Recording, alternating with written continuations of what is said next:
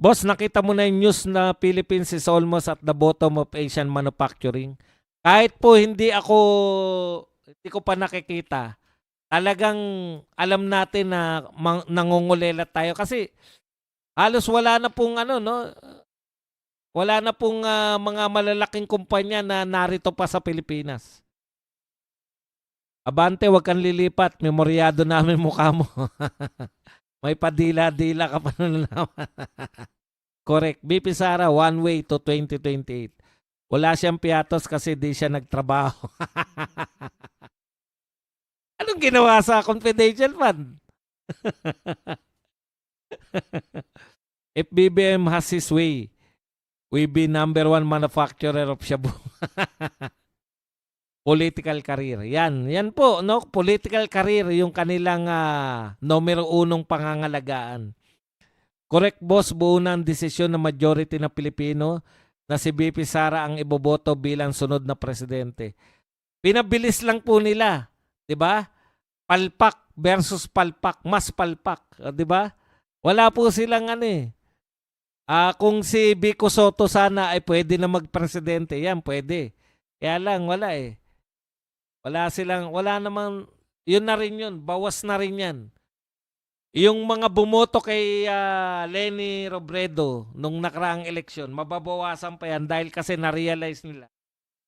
Pucha, magnanakaw yung susuporta ni Leni.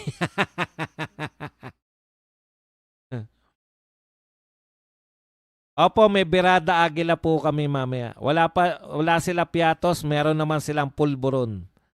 Boss, bakit kaya si Claire Castro palaging nakabuka ang bibig? Nakaka-fake news. Huwag kayong mag-alala, Ma'am Elijah. Lalaki ba to? Babae si Elijah. Huwag kang mag-alala, Elijah.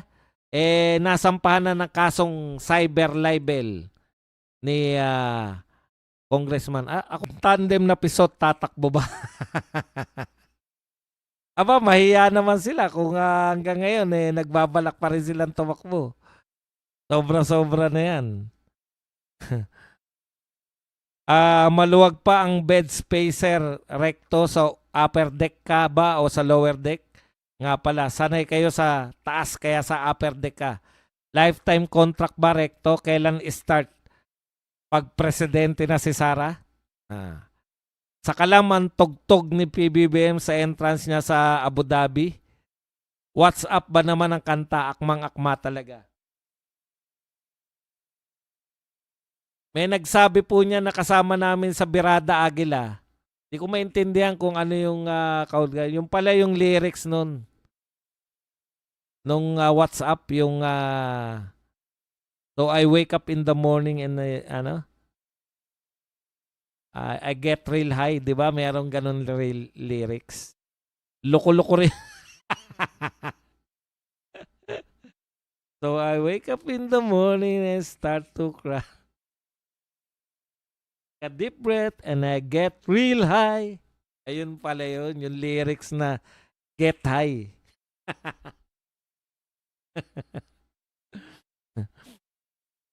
At sa lahat ng yung nanonood, stay safe po sa inyo. Yan, Heidi Ching. Si Rason, maraming kwarta. Si Father Flavi, laging nasa kwarto. Rason, kwarta. Flavi, kwarto. Pag inimpeach nila si Sara, may baste at pulong pa na tsak na mananalo rin. Opo, ayan nga kaya wala nang lusot sa Duterte yan eh. Ang tawag naman po dyan, wala, malabo na po yung impeachment. Kung etong mga tao na to, malabo na sa kanila eh. Nakakatawa pala si Trillanes, takbo ng takbo, di naman nananalo. O, nagtataka ka, pero bakit takbo pa rin ang takbo? Saldi ko, stay put ka lang. Nakakalalabas pag diinan ka. What's up ang title nun? Yan, what's up. Nung ni kay BP Sara, kahit walang ebidensya, patong-patong impeachment niya ngayon at mag-file naman si Erice ng impeachment kay BBM, unahin na daw nila ibang bagay. Galing. Di ba? Host, paano kaya tinago ni BBM yung mga pera niyang ninakaw na hindi matrace? Kung alam ko lang Ikaw naman, no? Ikaw na nga nagsabi, hindi matrace eh.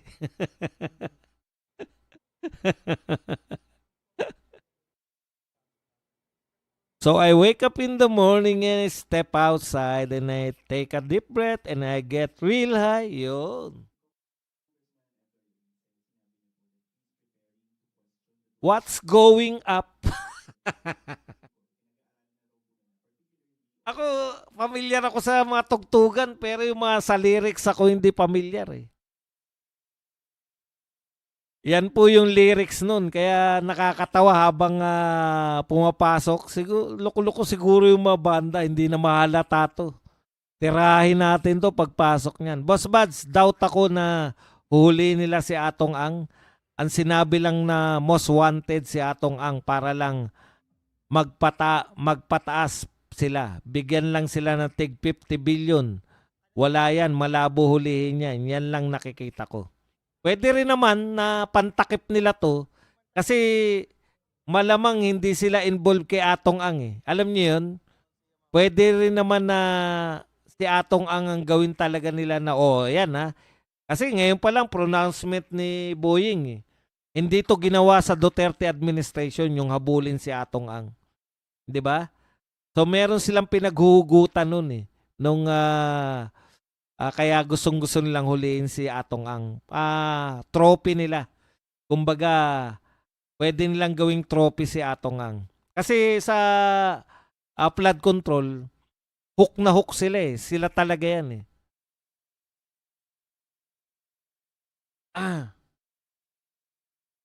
Natutunan niya yan sa tatay niya paano magnakaw ng mahirap matrace. Bagay ni Flavi, si Claire Castro para tumahimik ang kanyang bibig. Naka-fake news. Imelda Marcos, merong kaso sa Hong Kong, money laundering. Marami po silang kaso. Dito sa Pilipinas, ang katuta kaso nila eh. Kaya lang nung naupo sila, biglang unti-unting nadidismiss. Ang tagal ng mga kaso nila, nadidismiss ngayon. No? Wala tayong magagawa. Batas yan eh. Korte yan eh. Atrasan na nga bang iba sa nangunguna sa impeachment kay BP Sara? Hindi po malabong mangyari yan kasi po, eto na lang, si Dong Gonzales. Siya pa yata vice president ng PDP laban eh. Di ba?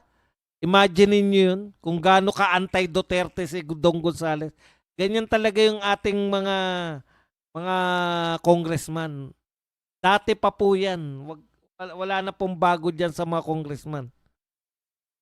Nakauwi na ba si Ngagba?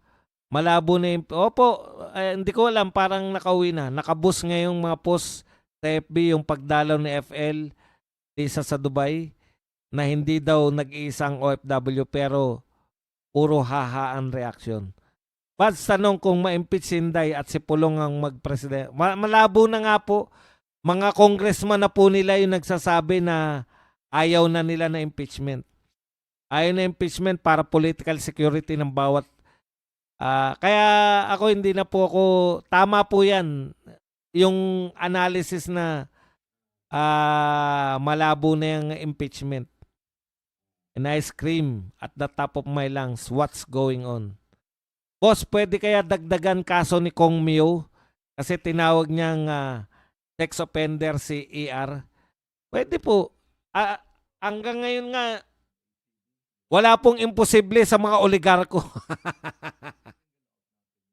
Ang problema, kaya ba nilang patahimikin si Congressman Barsaga sa ginagawa nila? Hindi naman din po pipitsuging tao yan eh. Yung tatay niya, sanay din pong lumaban sa mga oligarko. Ay sana buksan ng bansang Hong Kong ang kaso ni Imelda Marcos sa money laundering. Boss, alam namin na kung sino ang pipiliin ni BP na maging BP niya sa 2028 at susuportahan mo. Pero kung ikaw ang tatanungin, sino sana gusto mong piliin niya at napupusuan mo para itapat sa lutang 2028? Alam niyo po, wala po akong sarili. Hindi po ako mahilig dun sa sarili. Natatandaan niyo, ako lang yata yung kaisa-isang nangampanya ng Batogo. Bato for President, go for Vice. Kasi yun yung kandidato ni Tatay Digong at that time. Wala po akong nakita ko po na mas mahusay, mas magaling talaga dihamak si Pangulong Duterte kaysa sa akin. Kaya yung mga Duterte, talagang nag-all out support ako niyan. Bihira po kasi alam niyo yung mga politiko, ginagawa pa lang nila more or less nababasa ko na yung galawan 'di ba? Hindi po dahil na inaangat ko sarili ko, hindi po yung normal na ano lang po. Kasi ano nga ako, 'di ba? Political analyst. Si Tatay Digong lang po ang hindi ko nabasa yung mga galawan. Sa totoo lang. Kaya doon ako bilib na bilib. Papa, oo nga no. Yung una magtataka ka, bakit kaya ginawa ng matandang tong ganyan diskarte? Pero hindi ka kumikibo dahil siyempre supporter ka eh. Pucha, pag na-realize mo kung ano yung ginawa ni Tatay Digong, ay oo nga no. Di ko naisip yun 30 sa FB page ng ICC nakatagalog language na nanawagan kung sino pa ang biktima ng war on drugs at halos haha ang emoji reaction. Sara Peter Cayetano. Malabo po yan kasi malabo po yung, di ba, hindi naman sila good ni Cayetano. Sa tingin ko hindi sila good eh. Tama ka Sir Badong na maglilipatan yung mga congressman sa 2028 pero 2026 pa lang playing safe na sila. Opo, kasi wala na eh. 'Di ba? Meski si Trillanes, meski si Llamas, lahat ng meski yung Makabayan Black, ngayon na raw ang labanan. Kaya pag natalo sila ngayon, ibig sabihin ng labanan, impeachment. Wala namang eleksyon ngayon eh. Pag natalo sila ngayon sa impeachment, goodbye na sila. 2028 na yan. Wala nang 2027 na impeachment. Boss Baz ang may-ari pala ng mga collapse na landfill dito sa Cebu. Si Rason daw ang may-ari at si Dison daw nagmamanage na basa o lang sa isang post. Tara bato boss. Uulitin ko na naman. Hayaan ko na yung mga Duterte dyan. Susuporta lang po ako. Pag-una-una.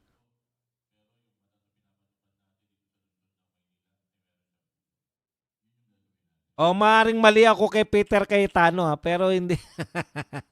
Mali ako ng basa. Pero hayaan ko na kung sino po. Kahit sino po vice ni BP Sara, doon po ako.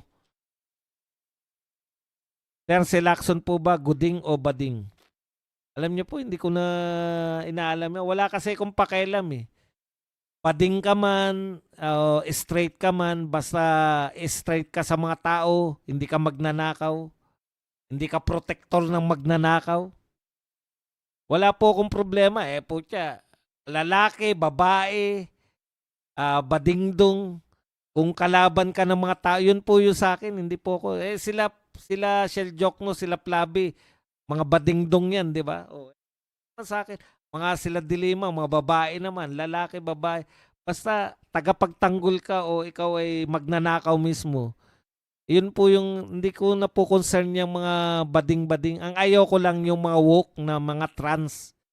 Kasi kalokohan po yan. Pero yung mga bading at tomboy, totoo po yan eh. Normal na tao sila. Bading sila, tomboy sila. Ang hindi ko po kayang tanggapin na dito sa Pilipinas, ipapatanggap sa atin yung mga woke culture na may lawit ka pero sasabihin mong babae ka. Di, i-practice nyo rito, di ba? Umihi kayo sa SM, may lawit kayo, umihi kayo, pumunta kayo sa CR ng babae. Sa mga SM po, doon nyo subukan yung mga woke culture nyo. Yung may pila yung mga babae, di ba? May pila, tapos pipila kayo. Lalaking-lalaki itsura nyo. Ewan ko lang kung hindi kayo bugbugin ng mga asawa at boyfriend na naghihintay sa labas.